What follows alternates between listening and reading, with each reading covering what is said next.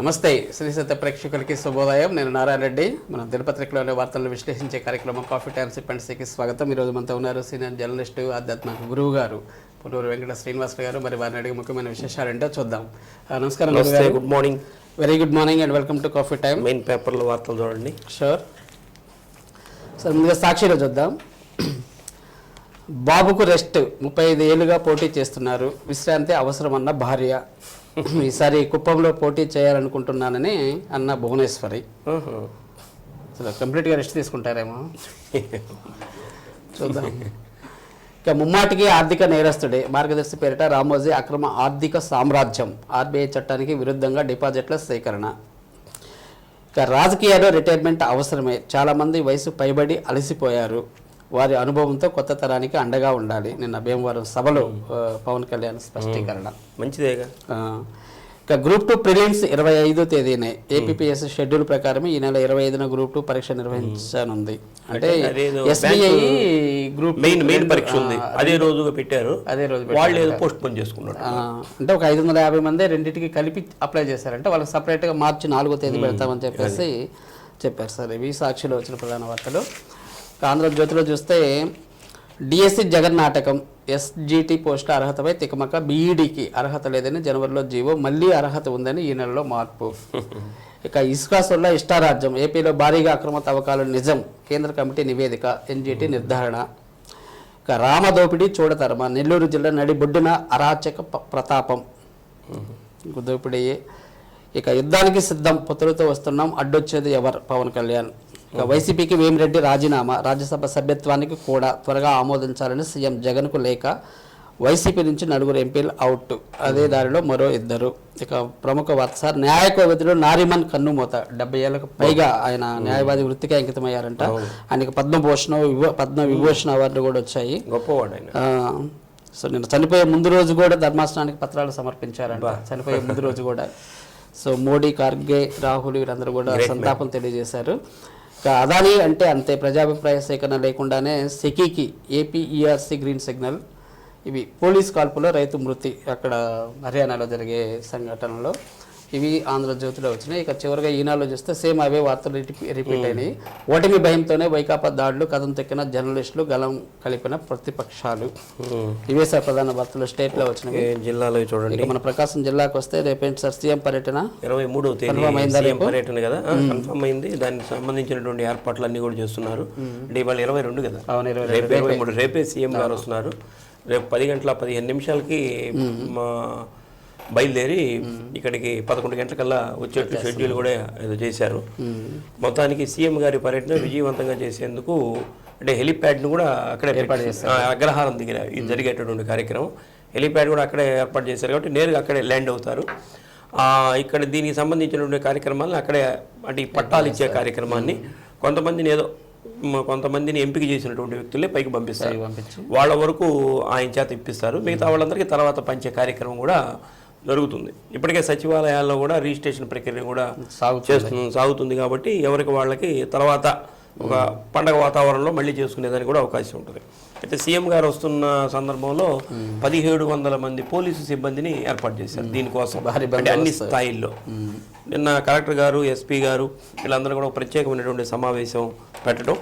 ముఖ్యంగా ఈ మహిళలు వస్తారు రేపు, అంటే పట్టాలంతా మహిళల పేరు మీదే కాబట్టి ఈ వచ్చినటువంటి మహిళలకి ఎండ తీవ్రత కూడా పెరిగింది కొంత.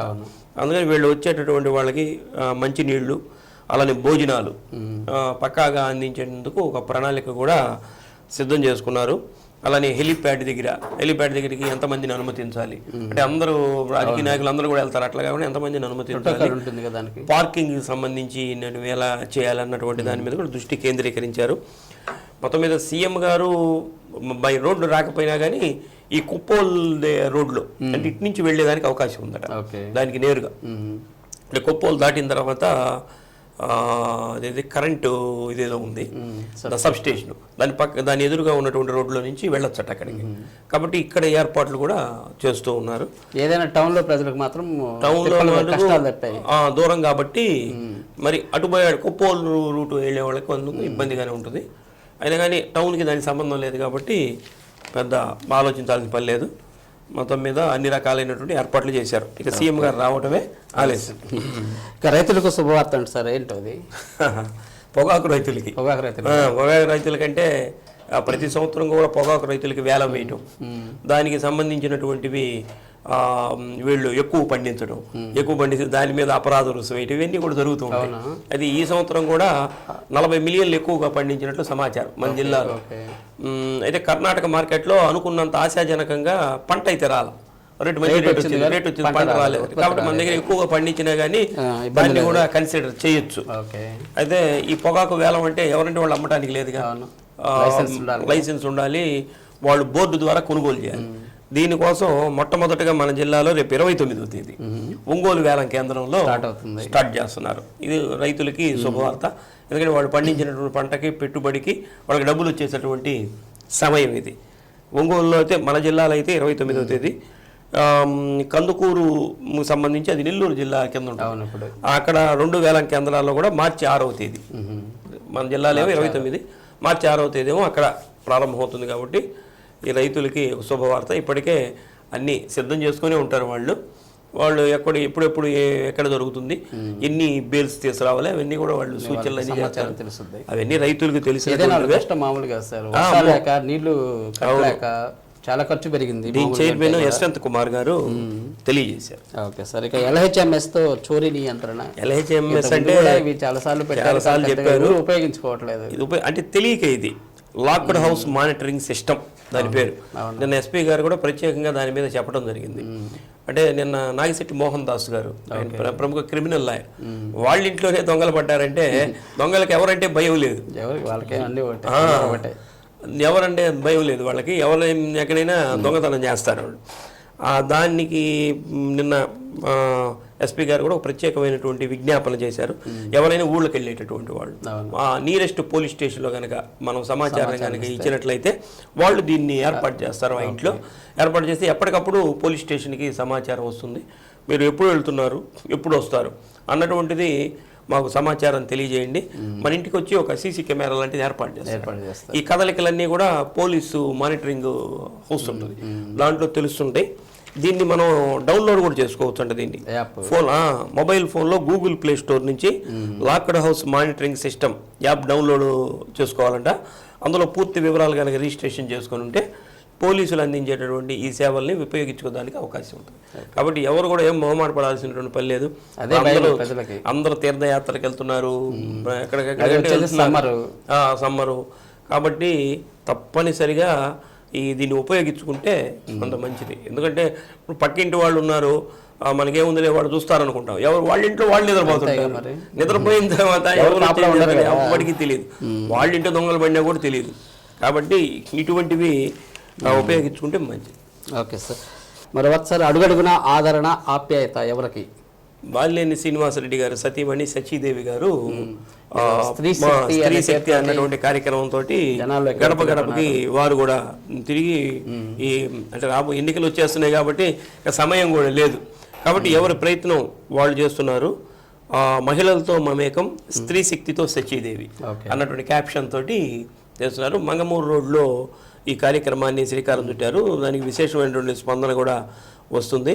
ప్రతి ఇంటికి వెళ్ళి బాలినేని శ్రీనివాసరెడ్డి గారు ఈ నగర అభివృద్ధికి చేస్తున్నటువంటి కృషి, వారి హయాంలో జరిగినటువంటి అభివృద్ధి, జగన్మోహన్ రెడ్డి గారు మహిళల కోసం ఏర్పాటు చేసినటువంటి సంక్షేమ పథకాలు, ఇవన్నీ కూడా మహిళలకి తెలియచేయటం, రాబోయే రోజుల్లో ఎన్నికల్లో బాలినేని శ్రీనివాసరెడ్డి గారికి ఓటు వేయటం ద్వారా ఆయన గెలిపించడం, అలానే సీఎంగా జగన్మోహన్ రెడ్డి గారిని చేయడం, ఇవన్నీ చేయాలని చెప్పి ప్రతి ఒక్క ఇంటికి వెళ్ళి బాలినేని సచీదేవి గారు కోరుతున్నారు.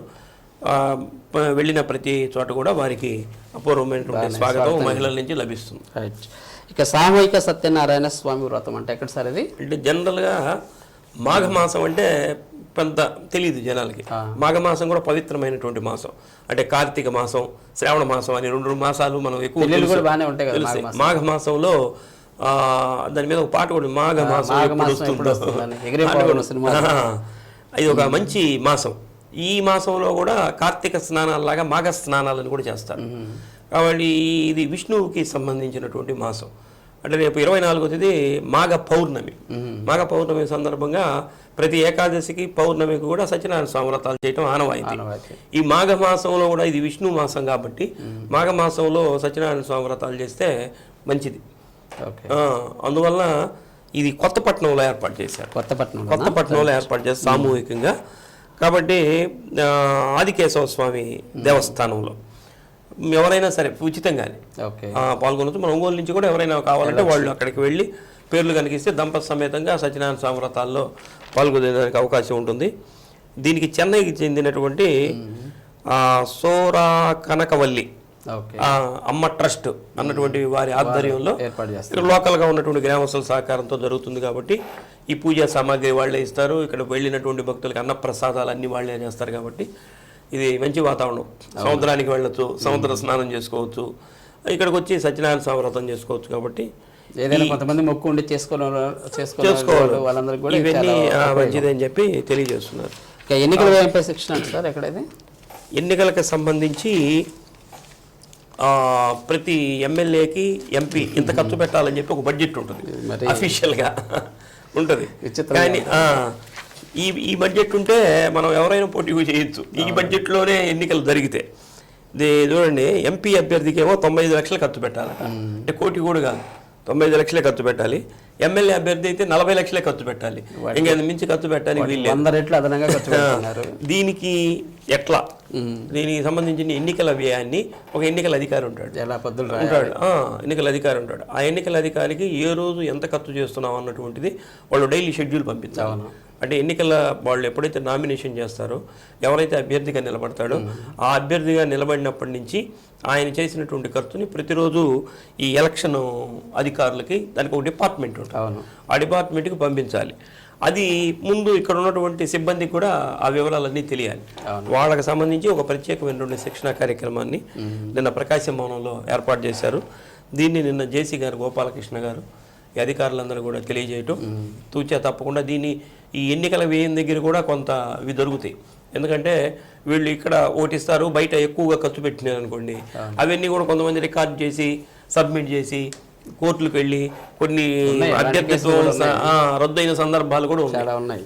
కాబట్టి ఇవన్నీ జాగ్రత్తగా పాటించాలి. దీని దగ్గర మటుకు చాలా జాగ్రత్తగా ఉండాలి అభ్యర్థులు.